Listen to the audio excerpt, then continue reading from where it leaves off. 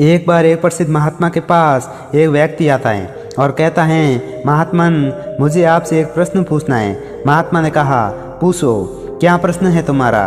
व्यक्ति ने कहा, हम सभी लोगों के पास 2 हाथ, 2 पैर, 1 दिमाग और 24 घंटे का समय होता है, लेकिन कुछ थोड़े से लोग बहुत ज़्यादा सफल हो जाते हैं। सभी उनकी इज्जत करते हैं, उनसे दोस्ती करना चाहते हैं, उनके साथ समय बिताना चाहते हैं, लेकिन ज़्यादातर लोग सिर्फ सफलता के साथ में और एक सामान्य सा जीवन जीकर ही इस दुनिया को अलविदा बोल देते हैं। तो आखिर ऐसा क्यों होता है? क्या फ़र्क है इन दोनों प्रकार के लोगों में? व्यक्ति का प्रश्न सुनने के बाद महात्मा मुस्कुराए और बोले, सफल और असफल व्यक्ति में केवल एक ही चीज़ का फर्क होता है और वो है उनकी आदतें। तुम हर रोज़ क्या सुनते हो, इसी से निश्चित होता है कि तुम क्या बोलोगे। अगर तुम आराम, आलस्य और छोटे कामों को सुनते हो तो असफलता निश्चित है, लेकिन अगर तुम हर रोज़ मेहनत, अनुशासन, लगन, चुनौती और मुश्किल कामों को सुनते हो तो तुम्हारी सफलता भी निश्चित है।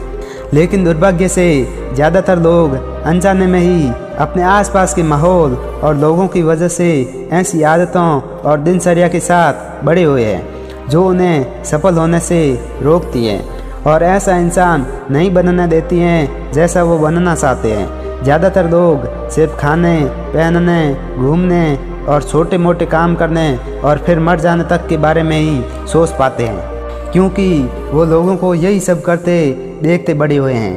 तो ऐसे लोगों की ज़िंदगी में चमत्कारी बदलाव केवल तभी आ सकते हैं जब वो अपनी सोच, दिनचर्या और रोज़ की आदतों में बदलाव लाए। व्यक्ति ने कहा, महात्मन, आपने आदतों के महत्व के बारे में बात की, तो क्या आप मुझे ऐसी 5 आदतों के बारे में बता सकते हैं जिन्हें अपनाने से मैं न केवल आर्थिक रूप से सफल बनूं, बल्कि शारीरिक और मानसिक रूप से मजबूत बनूं, समाज में मेरी इज्जत हो, लोग मेरे काम से प्रेरणा लें और आने वाली पीढ़ी के लिए मैं एक अच्छा उदाहरण पेश कर सकूं। महात्मा ने कहा, बिल्कुल, आज मैं तुम्हें जिन 5 आदतों के बारे में बताने जा रहा हूं, उनका प्रभाव तुम्हें तुरंत नहीं दिखेगा, लेकिन अगर तुम इन 5 आदतों को अपने जीवन का हिस्सा बना लेते हो तो तुम दुनिया के 99% लोगों से हमेशा आगे रहोगे और सफलता तुम्हारे कदम चूमेगी। महात्मा ने कहना शुरू किया, पहली आदत, अपनी सुबह का नियंत्रण अपने हाथों में लो। हर सुबह हमारे पास 2 विकल्प होते हैं। पहला कि हम सोते हुए लगातार सपने देखते रहें, या फिर सुबह जल्दी उठकर उन सपनों को पूरा करने के लिए मेहनत करें। लेकिन दुर्भाग्य से ज़्यादातर लोग पहला विकल्प ही सुनते हैं और खुद को बिस्तर के आराम से निकलने नहीं देते, और जब ये देर से सोकर उठते हैं उसके बाद भी अपने सुबह का बचा हुआ समय फालतू कामों जैसे इधर उधर घूमना या बैठकर दोस्तों या घर वालों के साथ गप्पे मारने में निकाल देते हैं। और ये एक असफल व शिकायत करने वाले व्यक्ति की पहली निशानी है। लेकिन अगर तुम सफल होना चाहते हो तो सुबह जल्दी उठकर पहले 2 घंटे खुद पर लगाओ। कम से कम 20 मिनट एकांत में पैदल घूमने के लिए जाओ। ऐसा करना तुम्हारे दिमाग में नए और सकारात्मक विचारों को जगह देगा। उसके बाद 20 मिनट का ध्यान करो। यह तुम्हें दिन भर शांत और प्रसन्नचित्त रखेगा। कम से कम 30 मिनट रोज योगा करो। इससे तुम्हारा शरीर ताकतवर और ऊर्जावान बनेगा।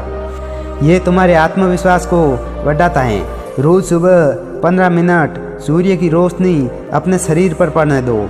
ऐसा करना तुम्हें निरोगी रखने के साथ साथ तुम्हारी निराशा भरी मानसिकता को कम कर तुम्हारे अंदर आशा और उम्मीद बढ़ाता है। रोज सुबह कम से कम 30 मिनट से 1 घंटे का समय उस काम के बारे में पढ़ने या सीखने में लगाओ जिस क्षेत्र में तुम सफल होना चाहते हो।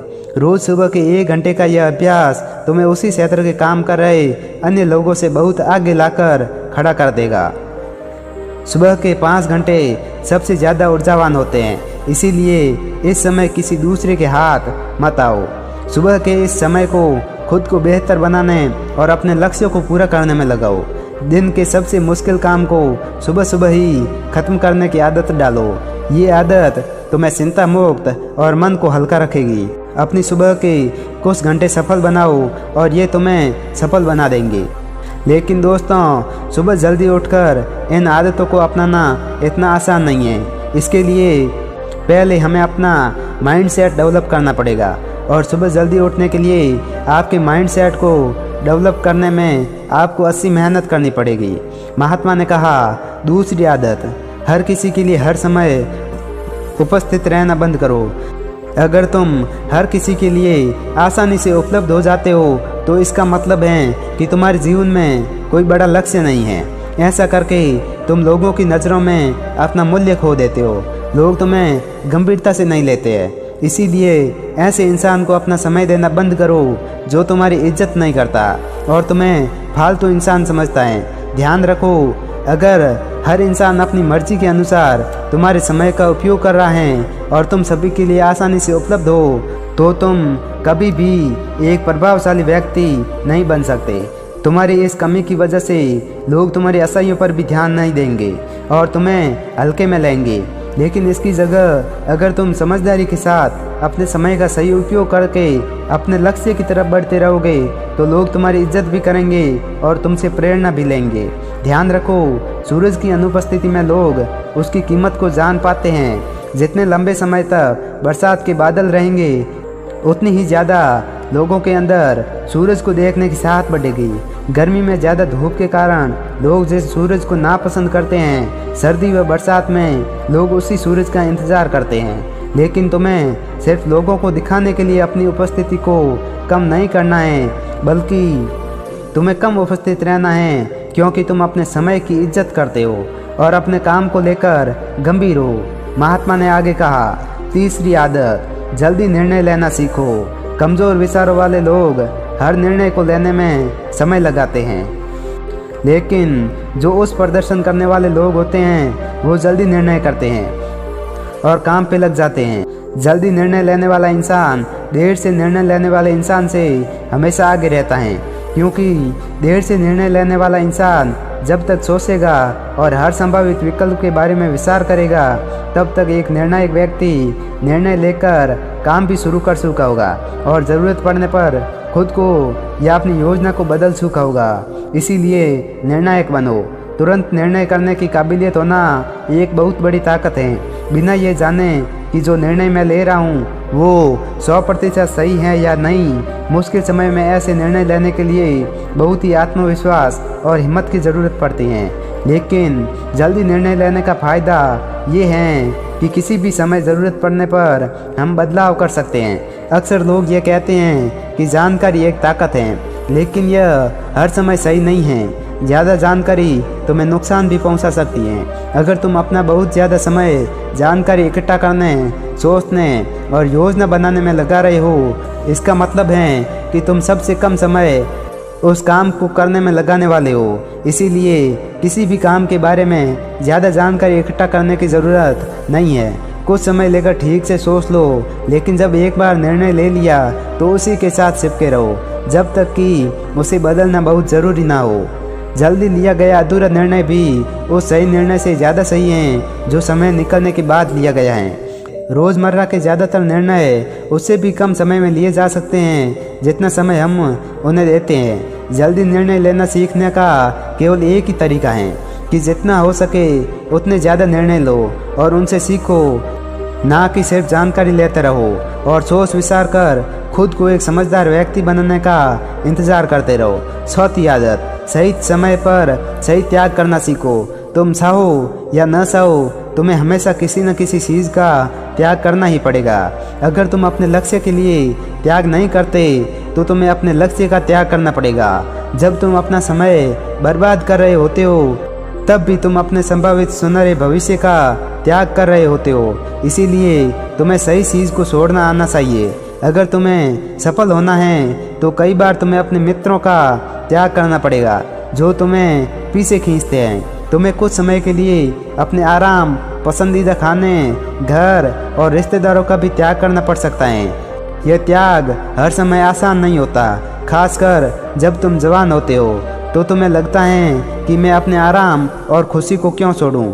लेकिन सच्चाई यही है कि तुम्हें अपने आज के आराम और खुशी से आगे कुछ नहीं मिलने वाला सिवाय दुख और पश्चाताप के। लेकिन इसका मतलब ये नहीं कि तुम्हें हमेशा ही त्याग करना पड़ेगा और तुम्हारा पूरा जीवन निराश हो जाएगा। ये त्याग सिर्फ कुछ समय के लिए हैं, लेकिन एक बार जब तुम सफल हो जाओगे तो तुम्हें उतने त्याग नहीं करने पड़ेंगे जितने तुम्हें आज करने पड़ रहे हैं। लेकिन समस्या ये है कि ज़्यादातर लोगों को तुरंत ही खुशी और सफलता चाहिए, जो उन्हें आज छोटे मोटे त्याग करने से भी रोकती है। लेकिन त्याग का दूसरा पहलू ये है कि एक इंसान के रूप में तुम अपने सर्वोच्च क्षमता तक पहुंच सकते हो और वो सब कुछ हासिल कर सकते हो जिसके तुम सपने देखते हो। इसीलिए सही चीज़ों का त्याग करना सीखो। महात्मा ने आगे कहा, 5वीं आदत, अनुशासित रहो। जितनी भी बातें अभी तक मैंने तुम्हें बताई हैं वह बेमतलब है अगर तुम्हारे अंदर अनुशासन नहीं है तो। हर इंसान अनुशासन के महत्व को जानता तो है, लेकिन वो फिर भी अनुशासित नहीं रह पाता। अनुशासन की बातें करना और इसे जीवन में उतारना दो बिल्कुल अलग चीज़ें हैं। लेकिन एक अनुशासित जीवन जीना इतना मुश्किल भी नहीं है जितना ये लगता है। अगर तुम खुद के प्रति ईमानदार हो तो ये बहुत आसान है। तुम हर रोज़ वह काम करना शुरू कर दो जो तुम्हें लगता है कि तुम्हें करना चाहिए, फिर चाहे वह तुम्हारे करने का मन कर रहा हो या ना कर रहा हो। शुरुआत अपने बिस्तर से करो। सुबह जैसे ही नींद खुले आलसियों की तरह पड़े रहने के बजाय तुरंत बिस्तर छोड़ दो। कसरत करो, स्नान करो, ध्यान करो, फिर अपने सबसे ज़रूरी काम करो। अनुशासन हमें अपने लक्ष्य की ओर केंद्रित करता है, हमारा खुद पर नियंत्रण बढ़ता है। हम विपरीत परिस्थिति में भी खुद को शांत रख सकते हैं। अनुशासन एक धागे की तरह होता है, जितनी बार लपेटोगे उतना मजबूत होता चला जाएगा। अनुशासन की कमी हमारे आत्मविश्वास को भी कमज़ोर बनाती है और कमज़ोर आत्मविश्वास के साथ कोई भी इंसान अपना सर्वश्रेष्ठ नहीं कर सकता। इसीलिए अपने अंदर की कमज़ोरियों के खिलाफ लड़ते हुए रोज़ अपने अनुशासन को मजबूत करते जाओ, क्योंकि अनुशासन के द्वारा ही दूसरी अन्य आदतों को अपनी सफलता के लिए उपयोग किया जा सकता है। दोस्तों, उम्मीद है कि वीडियो पसंद आई होगी।